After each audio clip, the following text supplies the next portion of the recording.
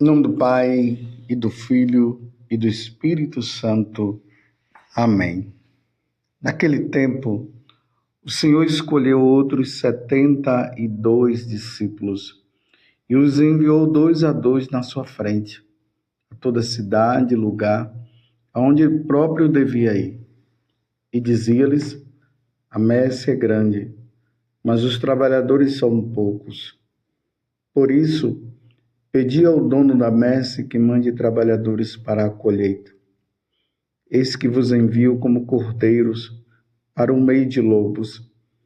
Não leveis bolsa, nem sacola, nem sandálias, e não cumprimenteis ninguém pelo caminho. Em qualquer casa em que entrardes, dizei primeiro: a paz esteja nesta casa.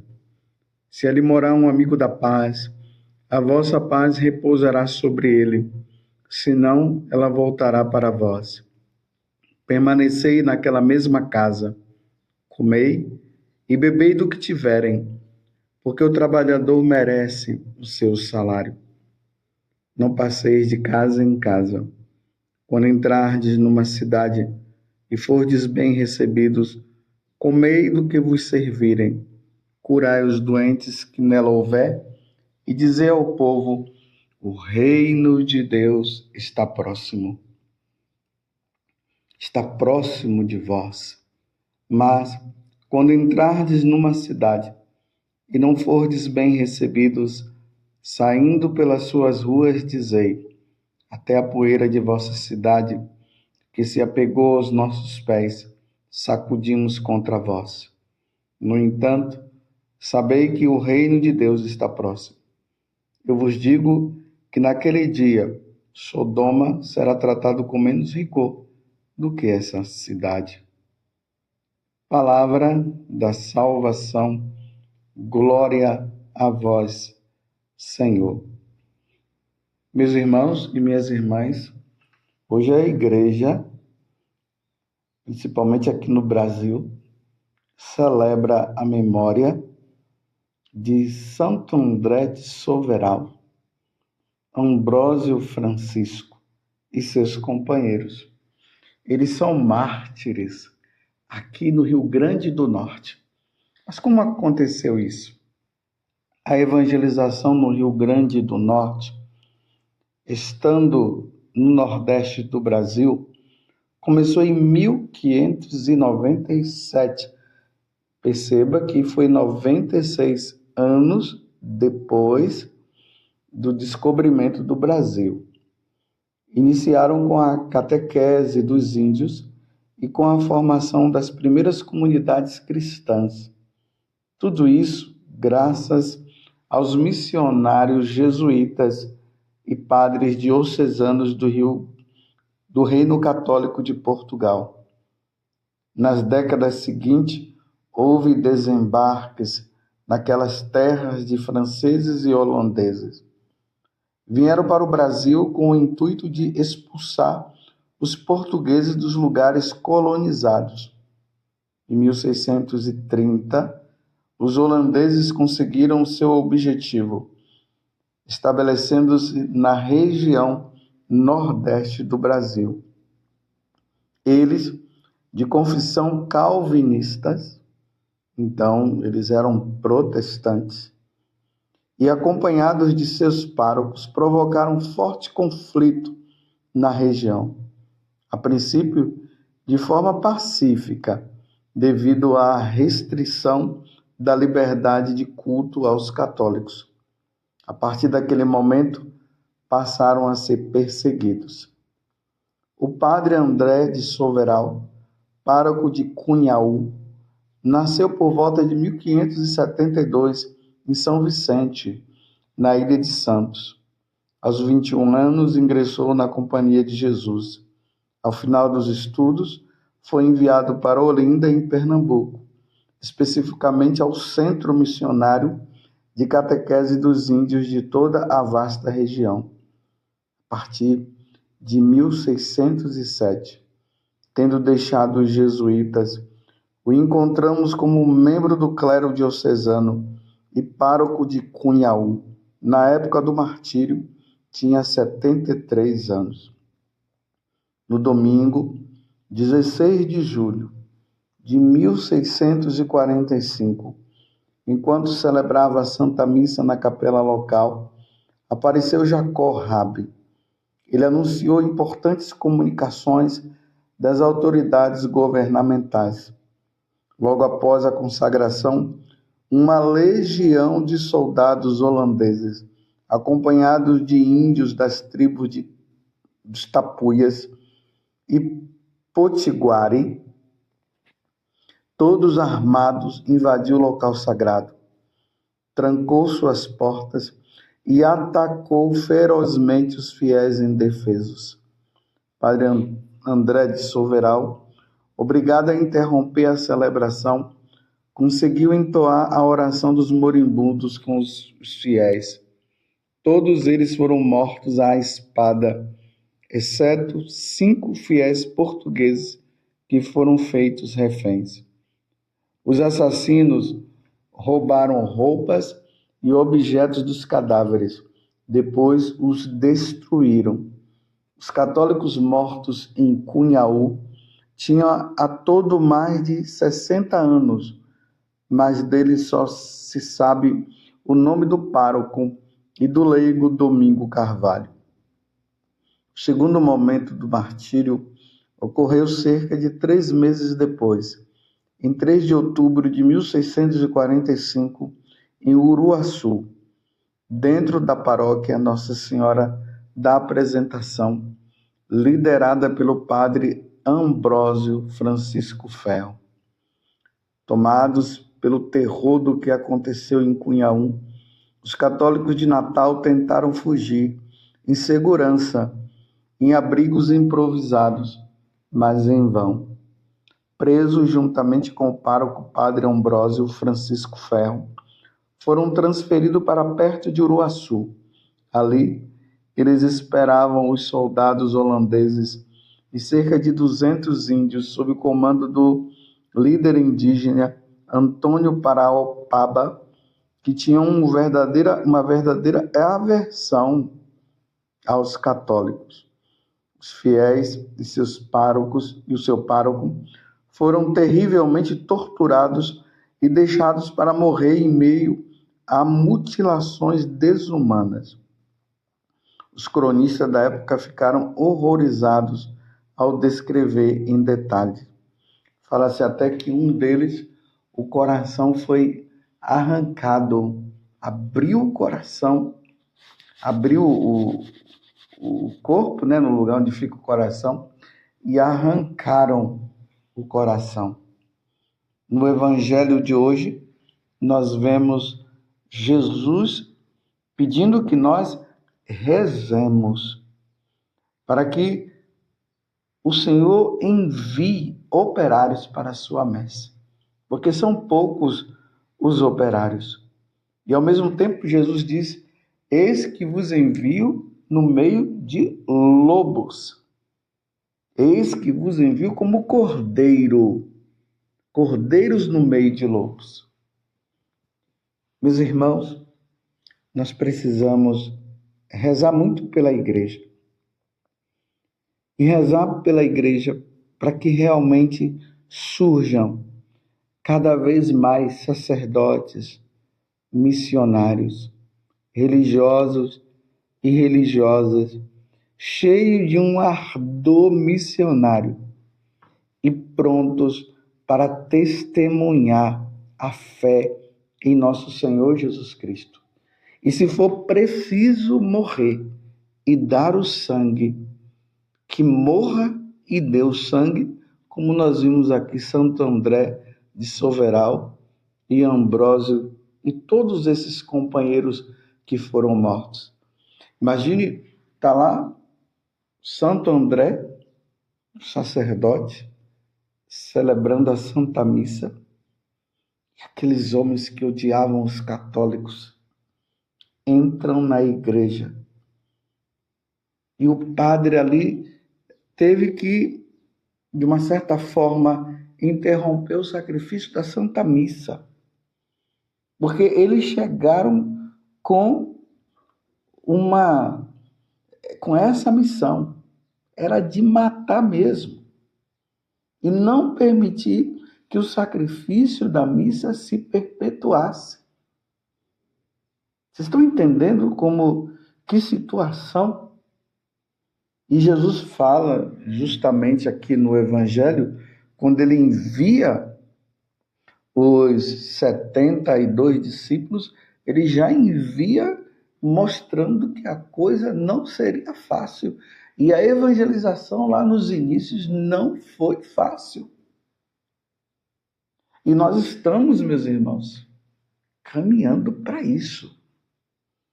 E como vocês podem ver, a perseguição é sempre a Igreja Católica. Nós não vemos as pessoas com perseguição aos outros membros de outras denominações religiosas. Vocês já perceberam? A perseguição é aos católicos, porque é a Igreja de Cristo. E Jesus disse que assim como fizeram comigo, farão com vocês também. E nesses tempos vindouros, que nós não sabemos como, mas nós já percebemos por aí as perseguições que são veladas de um modo geral, veladas. Mas em outros lugares nós já vemos as perseguições aos católicos. Bispos sendo presos, freiras sendo presas, outros sendo mortos.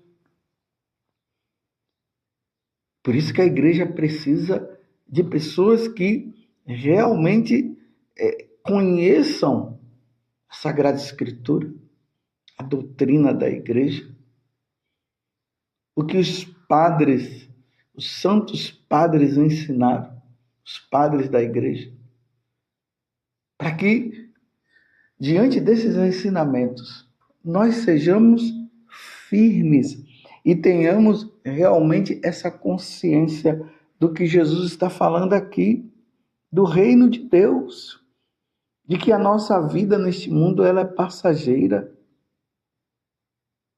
e que o nosso caminho é o céu. Como aqui no livro de Jó, capítulo 19, do versículo 21 até o 27, que é a primeira leitura de hoje, quando Jó fala: eu mesmo o verei, meus olhos o contemplarão, e não os olhos de outro. Dentro de mim consome-se os meus rins. Eu sei que o meu Redentor está vivo e que por último se levantará sobre o pó. E depois que tiverem destruído esta minha pele, na minha carne verei a Deus. Foi isso que aconteceu com Santo André de Soveral, Santo Ambrósio e os seus companheiros. Passaram pelo sofrimento, sim. Foram torturados, sim. Se vê que ao ponto de aqueles que escreveram a respeito da morte desses cristãos, desses católicos, eles ficarem até apavorados diante dos fatos, diante do que eles souberam, diante do que eles escreveram. Santo André, Santo Ambrósio e os outros foram firmes até o final. Porque no coração deles estava justamente isso que Jó diz: eu sei que meu Redentor está vivo, que por último se levantará sobre o pó, e depois que tiverem destruído esta minha pele, na minha carne eu verei a Deus. Esse sacerdote, junto com todos esses que foram mortos, hoje eles contemplam a face de Deus. O reino de Deus está próximo, diz nosso Senhor. E aqui no Evangelho ele vai dizer que eles indo pregar o Evangelho e chegando naqueles locais, as pessoas não quiserem ouvir, sacuda a poeira dos seus pés. E aí Jesus conclui: eu vos digo que naquele dia Sodoma será tratada com menos rigor do que essa cidade. Olha bem o que aconteceu com Sodoma e Gomorra, os pecados de Sodoma e Gomorra, o homossexualismo, a depravação, a idolatria de todo tipo. E os anjos foram lá e quando chegaram lá realmente confirmaram aquilo que estava acontecendo e eles não quiseram abrir o coração.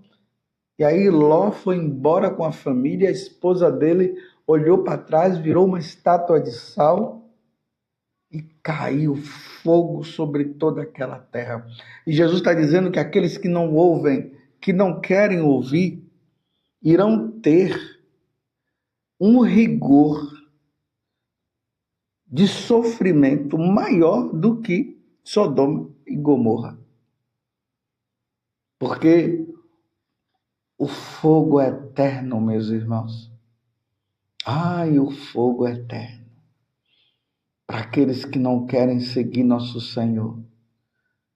Para aqueles que vivem na vida errada. Ah, o fogo é eterno. Não será fácil. E nosso Senhor, Ele não quer que isso aconteça conosco de maneira nenhuma. Por isso que a evangelização ela precisa acontecer, como Santo André de Soveral, Santo Ambrósio, que estavam ali anunciando, pregando o evangelho, mas aqueles que não queriam aceitar os ensinamentos da Igreja Católica foram lá e massacraram, destruíram, mas eles agora estão contemplando a face de Deus. Estão diante de Deus. E agora eles estão desfrutando da felicidade eterna.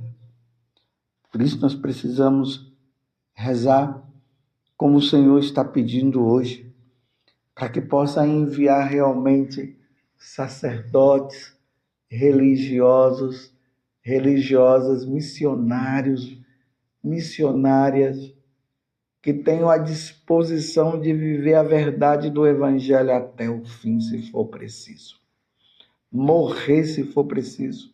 E os católicos morrer se for preciso, pela causa do Senhor, pela verdade do Senhor, morrer pela eternidade, morrer por amor a nosso Senhor Jesus Cristo, morrer proclamando que Jesus Cristo é verdadeiramente Deus, que Ele é o nosso Senhor, que Ele é o nosso Salvador, que não há outro caminho pelo qual o homem seja salvo, a não ser por meio de nosso Senhor Jesus Cristo, e dar a vida.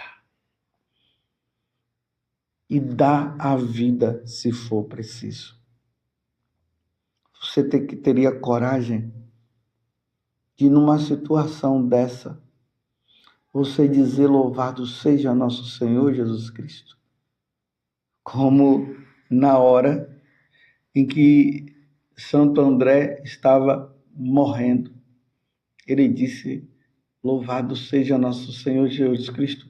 Ou seja, ele disse, viva o Santíssimo Sacramento. Louvado seja nosso Senhor presente na Eucaristia, no Santíssimo Sacramento do altar, porque os calvinistas não creem na presença de Jesus na Eucaristia. Que Deus nos conceda a graça da fidelidade, de nós proclamarmos que verdadeiramente Jesus está presente na Eucaristia. O inferno não gosta de saber de Jesus presente na Eucaristia. Por isso aqueles homens entraram lá na igreja e foram acabar com o sacrifício da Santa Missa, que jamais acabará, Mas ali nós vemos a expressão do inferno diante da missa. É por isso que eu digo, por que tanta aversão e perseguição a Igreja Católica justamente por causa do sacrifício da Santa Missa. Louvado seja nosso Senhor Jesus Cristo, para sempre seja louvado, e a sua mãe, Maria Santíssima, e desça sobre você a bênção de Deus Todo-Poderoso, Pai, Filho e Espírito Santo. Amém.